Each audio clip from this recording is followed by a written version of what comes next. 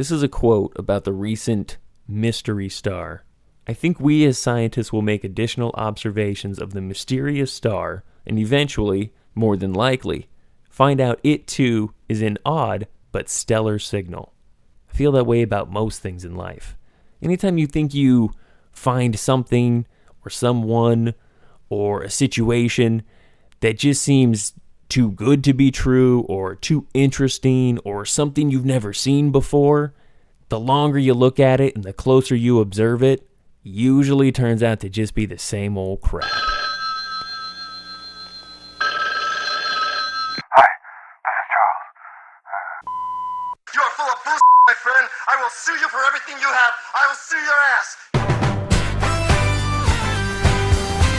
Welcome to 86 Charles, with your hosts John Darby and Travis Spencer. And with that, welcome to 86 Charles. Travis Spencer, how are you, sir? John Darby, good to be here. Why are you so negative about this stellar star signal out there? But it's a stellar signal. I'm disappointed, that's why. How are you disappointed? We don't know anything I know, but initially, I was very excited to think that this was definitely aliens. And the more that they discover about it, the less it seems like it's aliens. Okay, so you know what it is. It's literally watching a light. So the Kepler Space Telescope is observing the amount of light that this thing's emitting. That's all we know about it. And what makes it an anomaly is that it's putting off different signals at strange intervals. Yes. That's all we know. That's all we know. So everything beyond that is a hypothesis. How can you jump to the conclusion that it's just an alien? Oh, it must be alien. Well, here's what happened. One guy took the information and really jumped a lot of steps and said, this must be some sort of alien construction. It makes sense. And it's not completely outlandish Jason Wright what he from Penn said, State. but like I said, he skipped a bunch of steps in between and kind of got people like myself a little overexcited. I mean, he's hypothesizing. Sure. Like, that's all you can do at this point. And based on the data that you have, it's not a crazy hypothesis. Obviously, you're skipping all the science that would let you know what this alien spacecraft. It's like, oh, well, it must be alien. It's kind of a crappy hypothesis. But the one that we haven't really talked about, that you haven't seen in the papers, is the one that's the truth. Do you want to know the truth? It's pretty obvious that it's the Death Star, bro. Nice. I mean, it's not a coincidence that NASA or, that they waited, all the press waited to release this story right before the Star Wars trailer came out. I mean, it's pretty obvious what's going on here. We just saw it with NASA and The Martian. Why wouldn't they do it for this? Can I say something to you in all honesty? Please do. Every theory you've ever presented, from reptiles to Bigfoot, they're all terrible. They're all unfounded. They're all nonsense. That's bullshit, but continue. This is the most concrete idea you have ever had. Yeah. And? I wish you had told me that before the opening. I would have been much more positive. I would have just come out, we found the Death Star. Well, this is like, I don't understand how our space-time continuum works as opposed to the Star Wars universe, so I don't know where we're at. If we're seeing like maybe a hologram of it, and that's why the dimming is happening, or if it's actually still there and we haven't gotten to Return of the Jedi yet. Like, I'm not sure where we're at. Hey, plenty of things to still be discovered. I'm okay with that. Did you see the new trailer for the upcoming Star Wars film? I did. What'd you think? I'm going to be honest. I got a Star Wars boner. I did get a little bit wood. And I was talking with Joe from the Foodist Chronicles. We were speaking of this. I watched it with him because he said he watched it about 100 times. Shout out to Joe. Nice. I told him I'm obviously a Star Wars fan. Loved it. It was a great part of my childhood. I'm a fan. I don't really geek out over it. I can wait when it comes out. I'm fine. It doesn't run my life in any way. I don't even know if I own anything Star Wars related. But this is as close to geeking out over Star Wars as I'm getting. I'm excited for this one and the entire, however many they do of these. Yeah, I think J.J. Abrams will do a good job. It definitely has like a throwback look to the feel of the original. You hit it right there. It feels like the old Star Wars. I think it's maybe because he built a lot more models, maybe, and 'Cause he maybe did it right. hopefully less CGI or a good mix between the two.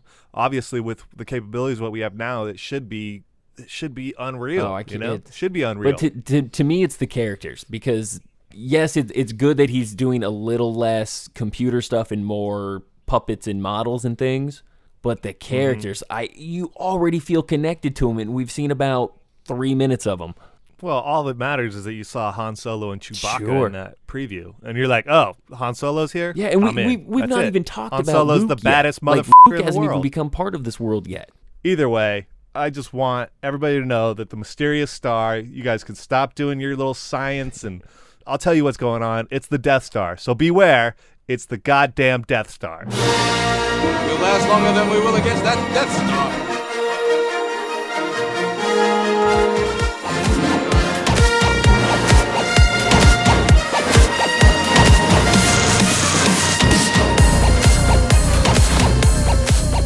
Once upon a midnight dreary, as I googled weekend weary, a strange website I came upon, known only as 86charles.com.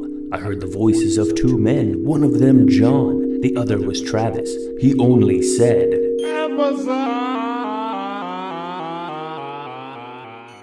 to support these two fools known as Travis and John, one must go to 86charles.com. Once there, you simply click on the link.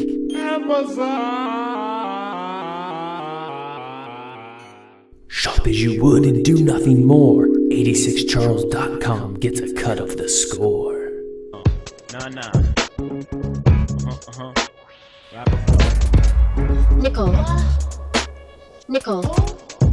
Nickel what?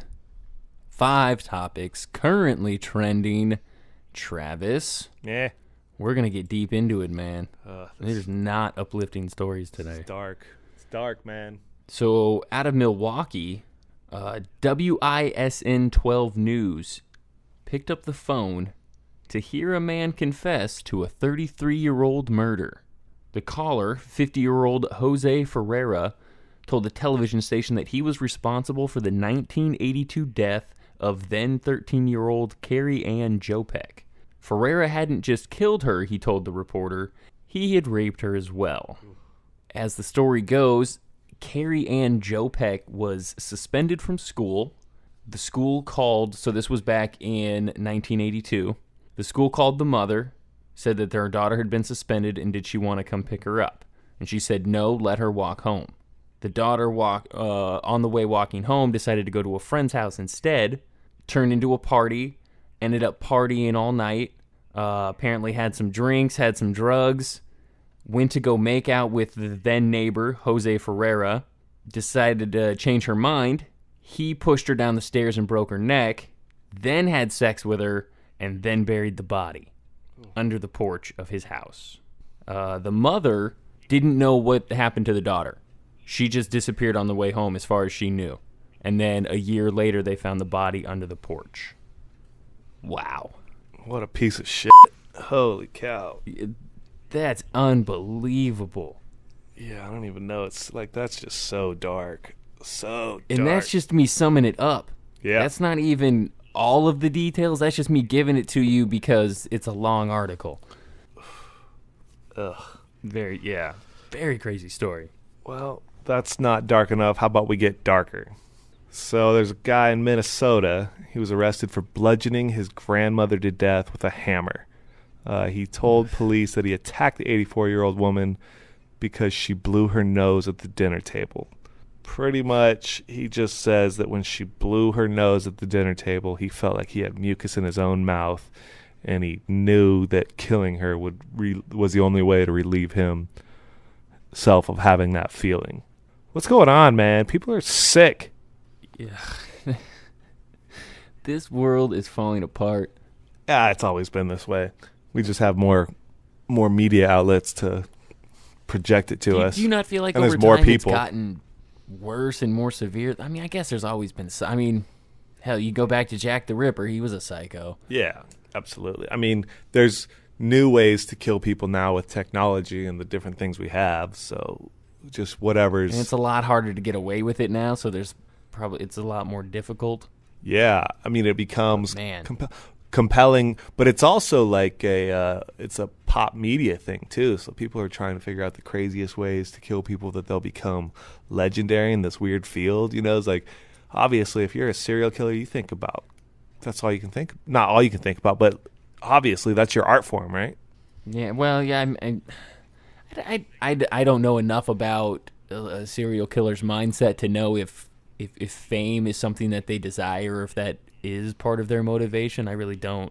I don't know how clear it is to them what they're doing and how kind of planned out it is. Are you the kind of person that watches and really gets into that? What? Like serial killer stuff, like, you know, Silence of the Lambs, and like, do you really like those kinds of stories? Do you watch like Dahmer documentaries and you want to know, are you fascinated by these people? I don't know if I'd go fascinated. I'd say interested, and you can catch me at the right time where I would watch stuff like that, and Silence of the Lambs is a good movie. Right. Yeah, I wouldn't go out of my way. It's not genre-based. I'm not one of those people that's super into it where I watch all these unsolved mysteries and cold cases and stuff like. Nah, I'm not that into it. It always blows my mind how many people really are, you know? It's usually a weird kind of person, too. I don't know exactly. I can't put my finger on it. Like, what makes them into that? It's fascinating, and I get it. Well, I get why it's fascinating, but it's still morbid. It's still dark, and I don't need to be. I'm pretty aware of how twisted things are. I don't need to be surrounded by it. Yeah. I would rather watch cartoons, all things being equal. Just wish we had some cartoons on right now, man. Hey, that new Scooby-Doo, they could solve some of these mysteries. Scooby can't solve anything. All right, lighten this up, man. Lighten up the mood.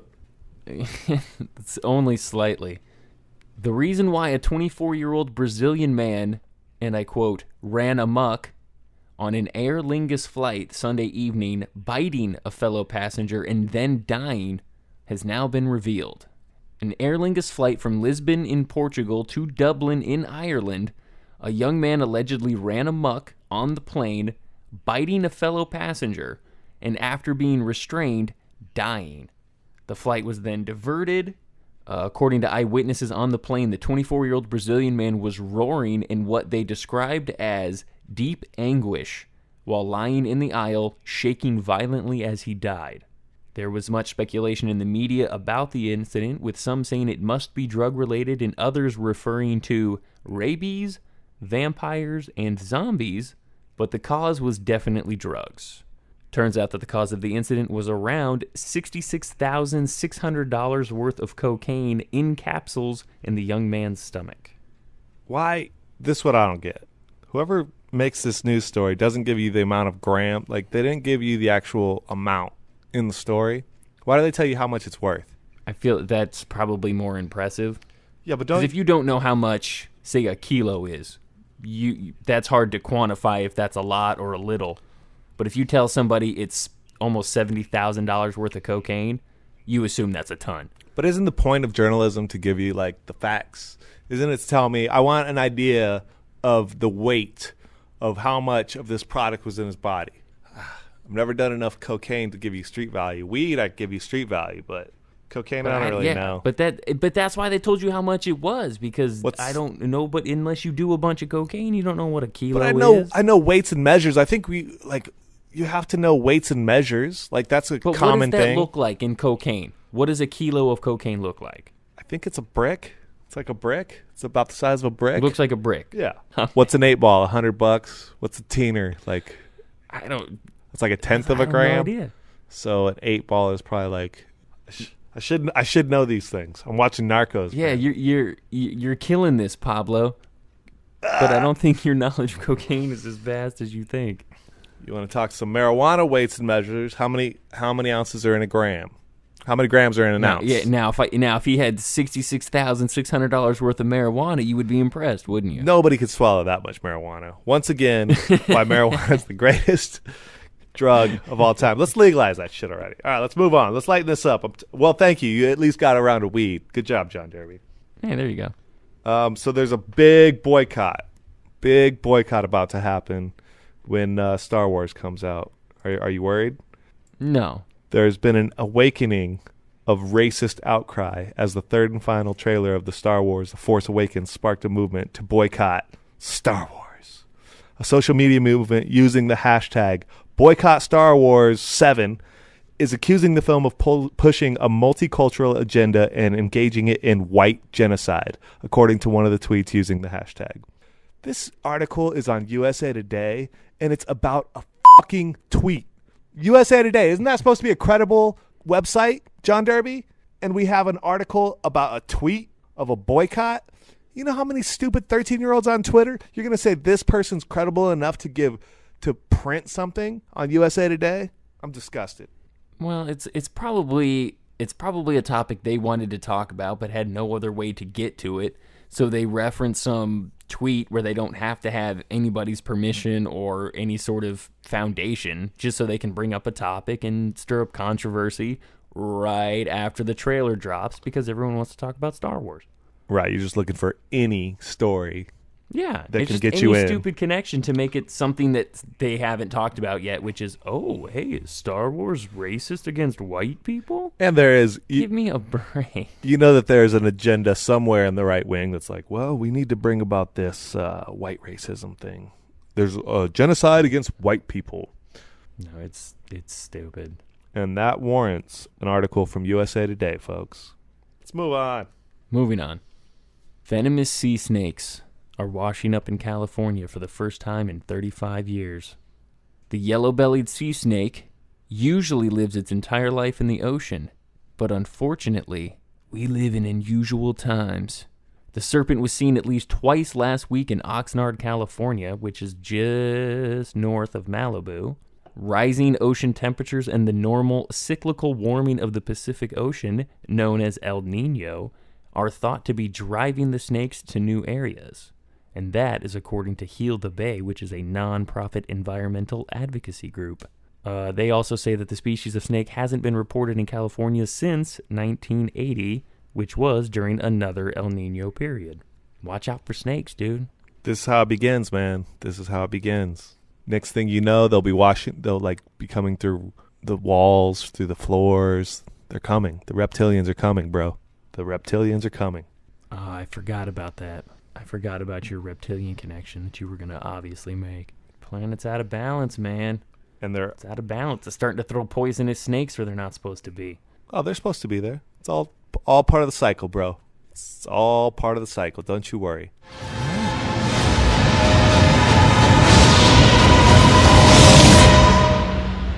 Just let it in.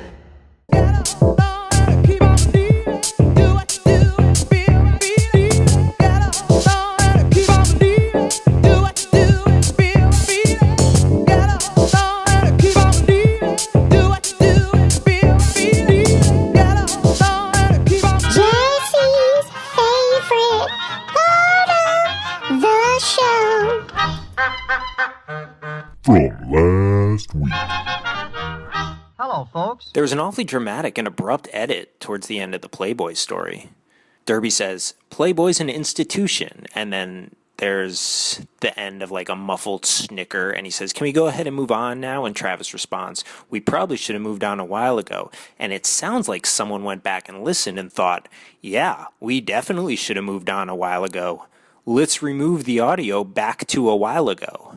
But lucky for everyone, I'm privy to the unedited version of the show, and here's a transcript of the edited material. Derby. Playboy's an institution, like the Muppets, or the National Institution of Health, or Bill Cosby. Travis. I think it's the National Institute of Health, and I think it's Bing Crosby. Derby. Whatever, I'm too tall for this. Travis. The point is, Playboy is shutting down their nudity because they're working on something bigger and better. Robot nudes and or reptilian nudes. Derby. Reptilians don't wear clothes. Travis. Reptiles don't wear clothes. We have no idea if the reptilians wear clothes or if they even need to. They might be all the time nude, which means Playboy might have to change their MO one more time, just like when the Suns changed point guards. Derby. Can we go ahead and move on now? And there you have it. I'm happy to have helped. This is Jesse, and was my favorite part of last week's podcast. Laugh it up, fuzzball.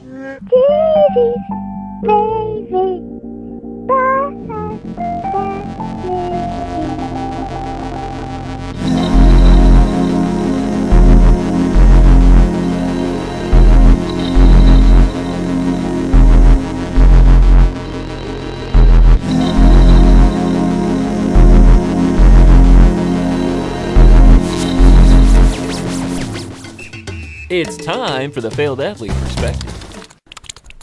Travis. I do believe Landry Jones is going to go down as the greatest quarterback in NFL history. The way he tore apart the Cardinals, you just saw what he's got in him. I mean, Cardinals are fine. We're still good. That guy is just a Hall of Famer, what he did there. Martavis Bryant, put him in Canton, too. We're going to get the next one, though. That's one theory. You want to know the real theory? What's the real theory? Your voodoo curse that you put on the Cardinals by burning their hat. What are you talking about? They've lost 2 out of 3 since you burnt that hat. 1 and 2. It was 2 tough games against defensive teams that they thought they could beat. Like, they went in. Was it not 2 teams that they're better than? Oh, yeah, they're definitely better than them. But I don't know what it was. Like, we had that game. It was a missed field goal early that screwed them. And then just the defense. The defense was shit, man. I miss Todd Bowles. Yeah, I'm way more upset about the Pittsburgh game than I was the St. Louis game. Yeah. They looked that's really definitely bad in that Pittsburgh game. I mean, it's the 1 o'clock East Coast game. That's always a tough game. But you got to – they should have come away with a win there. And Bruce Arians winning that game would have been nice. Those guys have got to show up for Bruce in that game. I blame the players, 100%. Move on. I don't want to talk about the Cardinals anymore. They'll be fine. How about your boy Tom Brady? Looking good. Looking good. Are you upset he didn't hang up 60 like his dad said? Yeah, but they looked fine. They looked good. There was barely a bump in the road. Yeah, you never thought for a second they were in trouble. No. I don't know what happened to the Colts, man. They can never play the Patriots, but they looked so much better last year. I don't know. You think they're better with Hasselbeck? No, I think they've just been exposed a little bit. I don't think they addressed enough of their weaknesses in the offseason. And I think look at the 49ers last year. When your front office doesn't want your coach there, that's a tough situation. And this is how it always goes. Yeah, it falls apart. But you know what's never worked in the NFL? Or usually doesn't work? Bringing in top dollar old dudes. Yeah, old dudes typically generally work when you get them for less, you know. But they didn't. I was gonna say, but they didn't overpay for Andre Johnson and Frank Gore. They didn't overpay. Right. They still. And if there was a line worth mentioning, if there was an offensive line worth talking about, you would see a much different production value from Gore and from Johnson and from Luck. Right. And I think Luck is still injured too. Like, it's not. How about your boy Peyton Manning, former Colts quarterback? What's going on with him? He's done, right? If not, he's doing his best impersonation of it. It's pretty brutal to he watch. Looks terrible, and they are literally winning in spite of him. Like, I wish in some ways they somehow would have won the Super Bowl last year and he could have just retired. Oh, that would have been great. That way we didn't have to see this. And I'm not a huge Peyton Manning fan, but you never want to see it. Like Brett Favre, playing for the Jets. Come on. You don't want to see Brett Favre in a Jets uniform. It's the wrong but then he got shade into of a green. Vikings uniform and he looked good for a minute. Yeah, but for the Jets, that's just the wrong shade of green. That's what I'm saying. Manning, I think when you do that many commercials, like, it just happens. Papa John's, that's what did it. He's spending too much time with the Papa. I think we all thought the neck was going to be the thing, but he came back from that and was fine. I think it's the legs. I think the legs are a big problem. Right. Well, and just the arm. It's probably partly the neck too, because I think it's a reactionary thing, right? Like his arm can't move as fast as he needs it to. Yeah. You noticed his big drop off was when when his legs got hurt. And when he's not able to plant and get his feet set, he's got a noodle arm. All right. You got anything else football you want to talk about? No, we're good. All right, I'm pouring out some of my drink, John. Sad day. Pour my drink out for the Chicago Cubs. I think they're done. Yeah. They just lost. They're down 3-0. I think they'll be done by the time this airs. I mean, maybe they'll win one, but they're done. You can't come back from 3-0. If it does, it'll be incredible. I would imagine they'll rally the next game at home and then be done. I mean, it is fair to the Cubs fans, though, if it did happen like that, like it happened to the Boston fans, where they got to win against the Yankees down 3 games. That was as good as the World Series itself, but then to win the World Series. Think the Cubs have it in them to come back down 0-3? No, but if it's going to happen, this is the only way, you know? Maybe it's magic. I think if you're a Cubs fan, you would rather lose in this round than make it to the World Series and lose there. No way. You got to get to the World Series. But getting to the you had World a Series shot. doesn't break that curse. And then if you get there and lose, don't you kind of feel like you're less likely to get back there? I think you're better off if you take some lumps, learn from this experience, bow out, and then come back and really put the foot on the gas next year and the year after. Yeah, but they're a young team anyway. It doesn't matter. You might as well they get have that World time. Series. But then also, if you go to the World Series, then you get the experience of dealing with the media and all the BS. You get that out of the way. So even if you lose, it was a good learning experience, so you're ready for it the next time when you get back. So you want them to have that taste of losing in their mouth? They're the Cubs. They already have it. Like, the goat's was in Most their of these mouth from the guys day don't. they They're signed. into it. No, it becomes like, when you take Cubs money, you take the goat's all right? That's it. Blah. Blah. What else you got for America, John? Give me some sports knowledge that nobody knows. I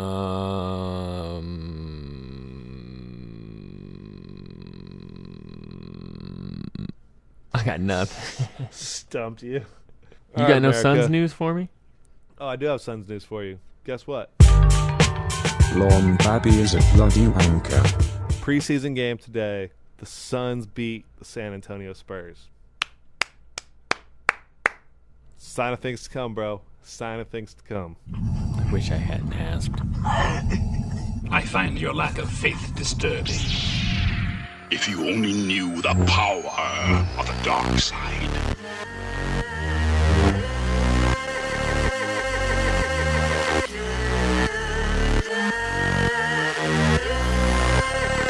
I'm hitting switches on my Death Star. Oh, what a rush. I'm pulling like Jabba I'm the hitting Hutt. switches on my Death Star. The lizard people.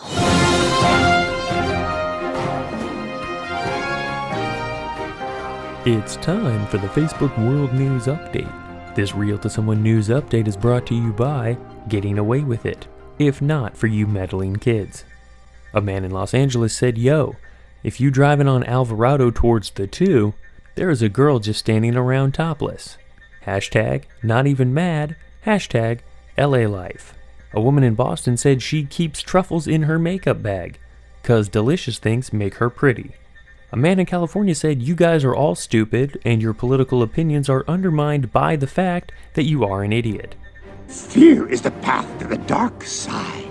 Fear leads to anger. Anger leads to hate. Hate leads to suffering. Los seguidores de Potentium afirmó que no había maldad. Counter to millennia of Jedi teachings, the followers of Potentium claim that there was no inherent evil in viewing the Force. Potentium. I don't believe it. Nick, it's why you fail. They claim that what others called the light side of the Force was actually just the Force, which was inherently good. The Force is what gives the Jedi his power. It's an energy field created by all living things. It surrounds us and penetrates us. It binds the galaxy together. This was backed up by the fact that Ashla, the ancient name of the Force, came later to describe the light side. What others therefore called the dark side was a perversion of the Force, twisted by those who used it. The dark side of the Force is a pathway to many abilities some consider to be unnatural. There is a great disturbance in the Force. A man in Los Angeles said, "Super stoked," all caps, about an awesome opportunity he has, hashtag rehearsal for today. Details to come, he promises. Hashtag music, hashtag singer, hashtag roots, hashtag performer, hashtag new. A man in California said, "Stop being a fool. In life, stop being a fool." A man in Houston said, "You know what? He's just gonna say what everybody has been thinking this whole time. Slipknot has officially surpassed the Beatles as the greatest musical influence the world has ever known. makes that Abbey Road record sound like a pile of puke. This Real to Someone news update is brought to you by Getting Away With It, if not for you meddling kids. I've brought bread. To men, women, and children. I've brought water with lemon for the table. I have hot tea. Can I box that for you? I'll bring your change. It was a long time ago, and I worked for some startup company, and they hired some guy. He was like modest guy, did not talk a lot, just concentrate on their duty. And one day he came at work very excited, and he talked too much, maybe 10 times more than before. But he keep forgetting the employee names, and he repeatedly asked, "What is your name? I forgot." And then I realized he was totally drunk. So within like 1 hour he was fired, and never anybody mentioned his name. Ever again? Never again. That was the story, and I was surprised to see him drunk, and I was not surprised to see him disappeared. That's my story. When you say disappeared, you don't mean like evaporated. Was this in Russia? Oh, in Russia, no. In Russia, I saw many times, not only employee, even like high top manager was drunk on regular basis. Nobody fault, but you can realize the speech was impeded and blurring and cursing, of course. But it was like normal. But here was my first time to see drunk employee, and actually was the last time. So, God bless America. That was Aaron. We'll just call him Aaron. It's not just Aaron. Well, it's, I guess, technically Aaron Iceman, but I don't think that's his given name. That's the name we got. We're rolling with Aaron Iceman. Thank you, Aaron Iceman. That was an awesome story. That was an awesome story. Not so much. Aaron can send us stories in the context. Anytime he wants. I love Aaron's stories. I just want to hear him tell all sorts of stories, though. Yeah, just to hear him talk. It's a great accent. It's his choice of words. The accent, very poetic. The delivery, he was so matter of fact about everything. I am a big Aaron Iceman fan. Have you ever dealt with somebody just showing up lit to work? Oh, for sure. Really lit. We've all been there. For sure. That's definitely the easiest. People are always high and lit, high and drunk, you know? I mean, I deal with my regular customers get that way. But then I've also dealt with plenty of employees that have shown up that way, got that way while they were there, showed up for no reason that way when they weren't even supposed to be there. Yeah, all sorts of. How drunk have you been at work? Never very. I've definitely been buzzed at work, but I would never even say I've been drunk. I've never once had to leave early or get sent home, or somebody was like, "Dude, are you okay?" I've never had anything like that. Yeah, that always. I've had a coworker pass out. He was so drunk at work, he fell asleep. Totally. At work. Everybody's been drunk to work. Only the idiots get fired for being drunk at work. You know, you're a bartender, right, John Derby? Yeah. How much do you drink behind the bar? That's the question. I wants don't. to ask you. Nah. It's been I mean, taste of cocktails, but that's that's more for, does it taste right, or I haven't tasted that. It's not out of trying to get drunk. Right. Yeah, I went through a phase early on in bartending where you're like, the novelty of that gets so old so fast. That's year 1 and 2 of bartending as far as I'm concerned. I went through a time like where I was like, I would get like to like, I took it a little too far. It's like the first guest that pissed me off, I'd be like, "F this, I'm gonna make a drink." That's a bad. Like that's after I did that, I was like, "Whoa, I gotta pull back." Like that's ridiculous. I've worked with people that couldn't work without drinking. Right. All right, John, where can you find us on the interwebs? I think you should always start at 86charles.com. Start your day there. Start your life there. It's a good place to start. 86charles.com. 86charles.com. Big thanks to Aaron. Big thanks to Deb, as always. Big thanks to Jesse. Always big thanks to Big Deb. thanks to Rick. Who else Hi, are we throwing out big thanks to this week? Who else are we shouting out to? We can always say hi to Chris M. Halligan. He's a show favorite. Chris M, one of our best. I would like to thank America for clicking through Amazon.com. Thank you. The dollars are trickling in, and we love it. Please go to our site, 86charles.com. If you click on the Amazon button, it doesn't cost you anything extra. It's just what you buy from Amazon. We get a little kickback. It's really easy. Kangles just one and click business out cards. of the way. Kangles We appreciate and business it. cards. Man, you gotta have dreams. Gotta have dreams, John Derby. Out in the desert, without Kangles and business card, you might as well pack up and go home, son. True. Leave us with a hashtag for this week, John Derby. I don't think I have a hashtag yet. Ooh. Hashtag Be Cool Scooby Doo. Suck at this. All right. I'm not going to listen to anything you say. I'm terrible at and hashtags. I'm back.